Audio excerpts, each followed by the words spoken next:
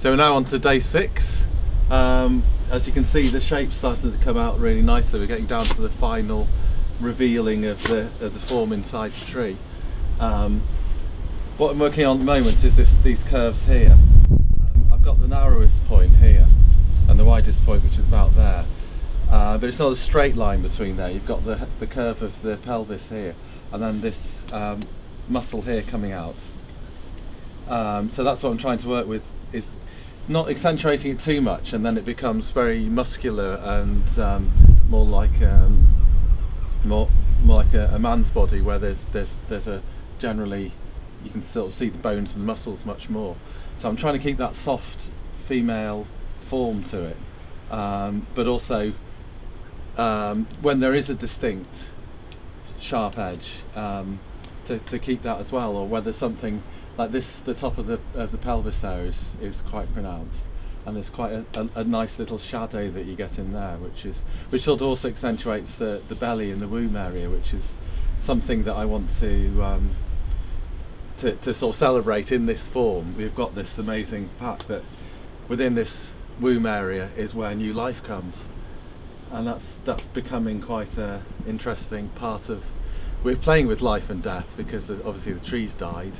We're creating a living sculpture here of somebody who's quite healthy and alive and active. You've got cat pinned up on your notice board now. Yes, this has helped a lot. Is that I've rather than just working off my phone, I've actually printed out and laminated three different angles, which is helping me to work with all these features. And that's very useful, because yesterday it was very windy and rainy and there was sawdust blowing everywhere. In fact, the sawdust was so intense that it blocked up my angle grinder and it blew up. So I've had to buy a new one.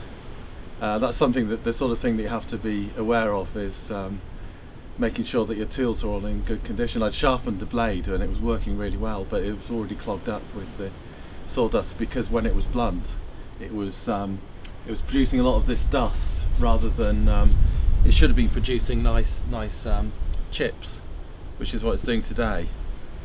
We're getting nice chips coming off, which is a lot easier for me because there's not the dust clogging up the visor.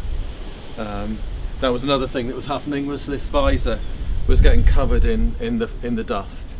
I've actually sprayed the inside with anti-fog coating and given it a really good clean, so my visibility has been a lot better today, which has been a great joy to be able to see what I'm doing. So here we are. There's obviously the knee, some of this marking here. I'm working on that knee as well, getting the knees.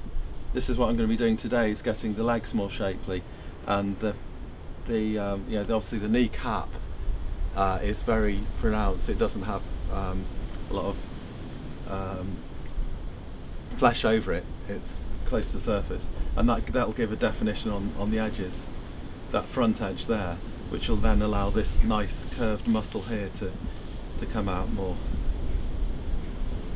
Excellent.